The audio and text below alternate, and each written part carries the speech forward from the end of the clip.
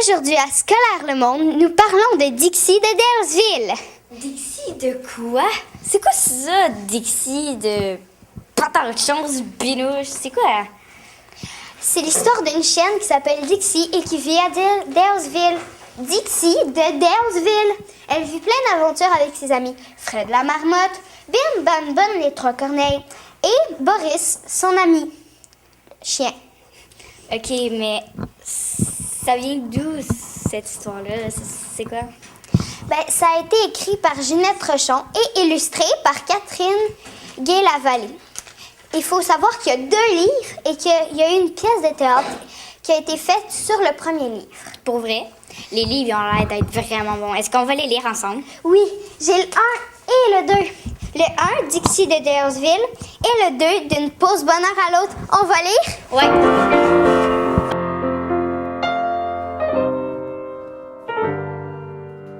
Nous sommes en présence de Ginette Rochon. C'est elle qui a écrit le livre. Alors, Ginette Rochon, Oui. Merci. quels sont vos commentaires sur le spectacle musical qui est inspiré de votre histoire? Ah, je trouve le spectacle extraordinaire, autant au niveau des décors, au niveau des musiques, au niveau des chansons, au niveau du jeu des comédiens.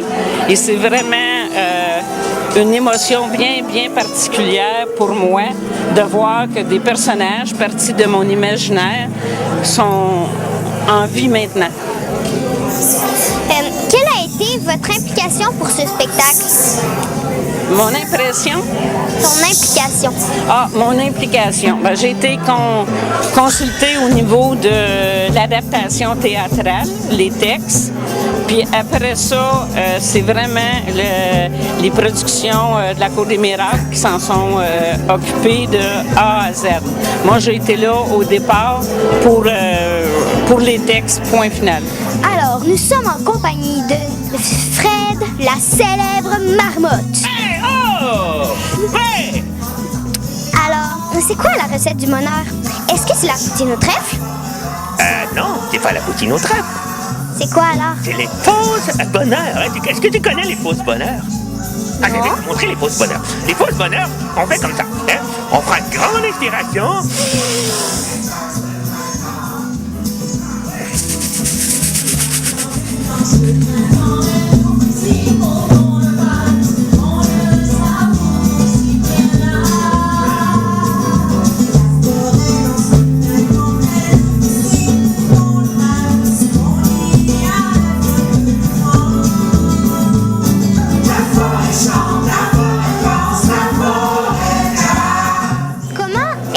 L'idée de faire un spectacle avec votre conte?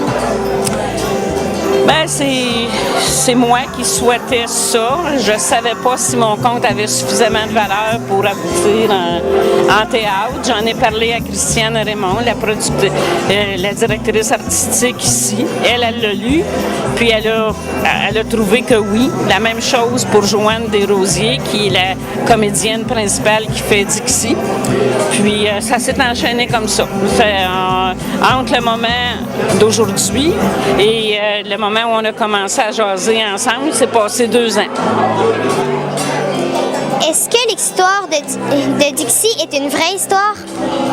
C'est-à-dire, le fond, oui. C'est sûr qu'il y a des choses là-dedans qui sont sorties de mon imaginaire puis qui sont un peu romancées.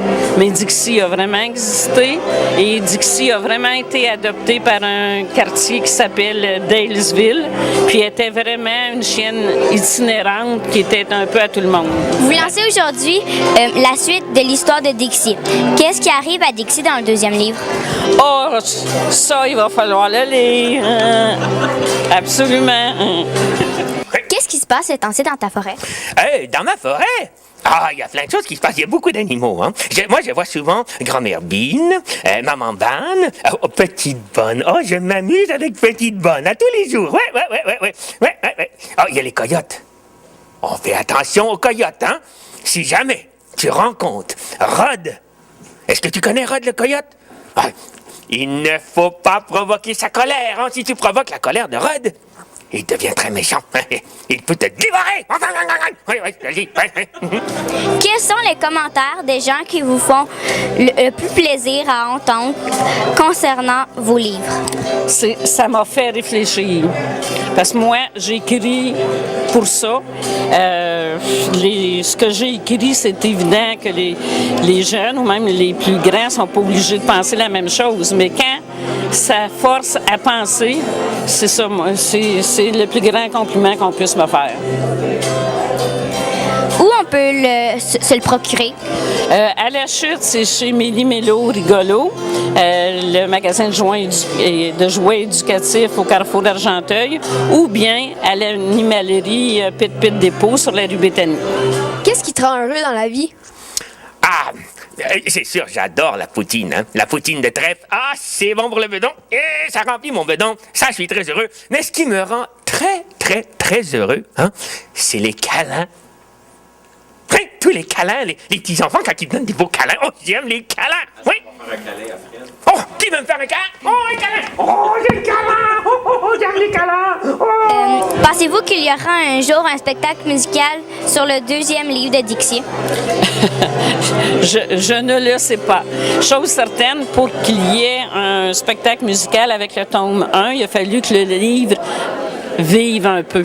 Fait que je pense que ça va être la même chose avec le tome 2. Il va falloir qu'il vive un peu avant de répondre à ta question.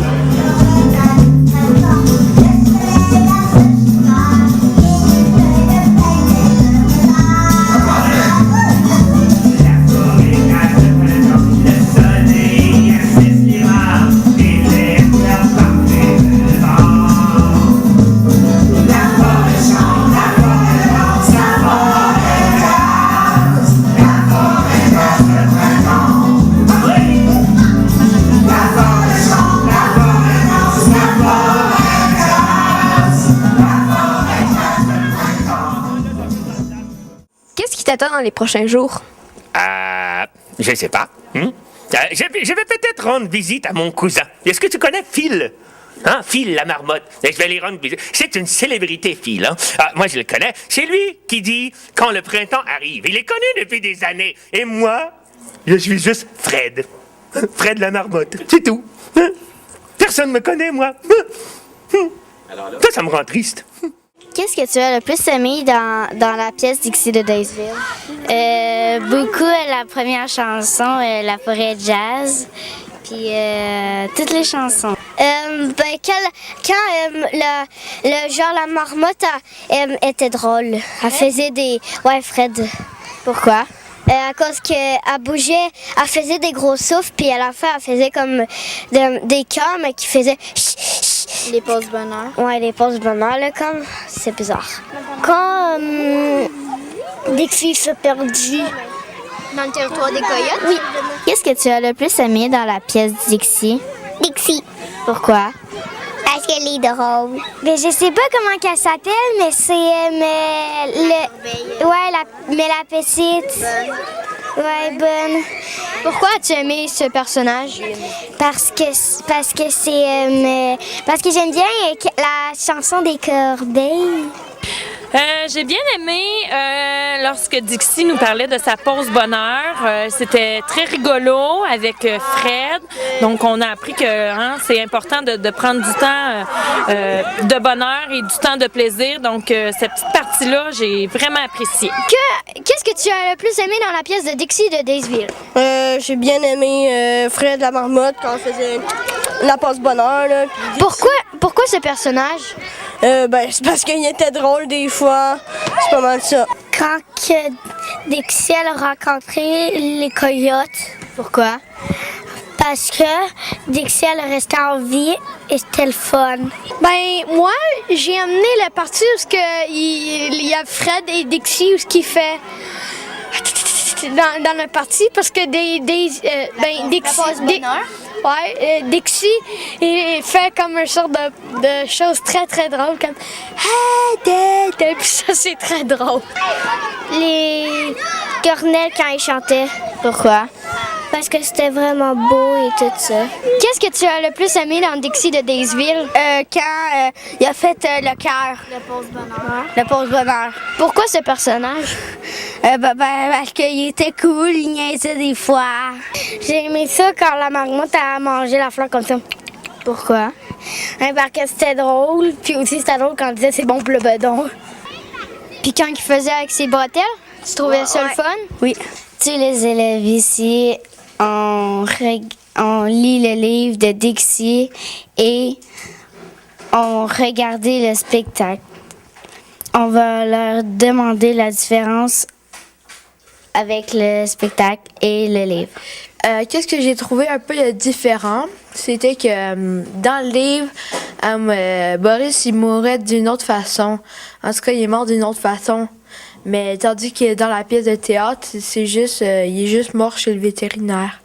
Ben moi, j'ai trouvé que dans le livre, on parle beaucoup des humains, puis que dans le livre, on voit les humains. On les voit pas là, mais je veux dire, on parle. Puis dans la pièce de théâtre, on parle moins des humains, on parle plus des animaux. Puis l'histoire s'enligne plus sur les animaux. Puis comme Malaki disait, Boris il meurt d'une autre façon que dans le livre. J'ai aussi vu une différence, c'est que dans le livre, il n'y a pas de poutine au trèfle. Moi, qu'est-ce que j'ai trouvé de différent, c'est qu'il y avait dans le spectacle, il y avait beaucoup de chansons, puis dans le livre, il n'y avait pas de chansons. Comme les paroles des humains, ils changeaient pour les chansons et tout ça. Puis comme toutes les autres qui ont dit, c'est ça. C'est aussi l'attitude des animaux. Et c'est ça, c'est comme toutes les autres ont dit que Boris il mourrait d'une autre façon, mais parce qu'il y avait des maternelles en salle, fait que ça pouvait pas se faire. Moi, je trouve que, comme un peu tout le monde, qu'on parle pas vraiment des humains, mais c'est normal parce que dans le fond, ils font un décor, puis ils changent jamais le décor, fait qu'ils pourraient pas mettre les humains dans ce décor-là. Puis aussi, je trouve que il y avait des chansons, parce que dans le livre, ils peuvent pas mettre vraiment des chansons, là. Fait que, c'est pas mal ça. C'est ça, fait que là, je voudrais dire un petit mot, si Mme Rochon le regarde, c'est que c'est bien fait.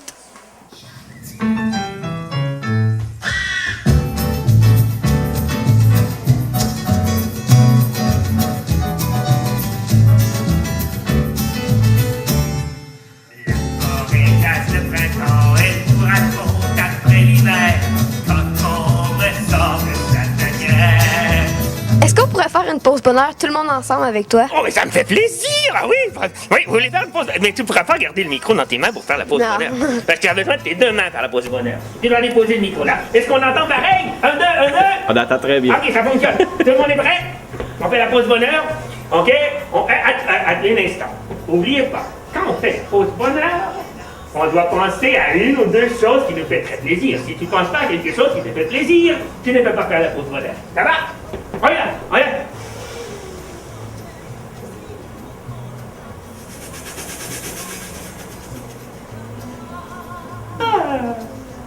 Est-ce que vous êtes heureux? Oui. Ah, bon. Un câlin de groupe. Ah oui, j'aime ça. Oh, la pause bonheur, oh, c'est bon. Oui, merci.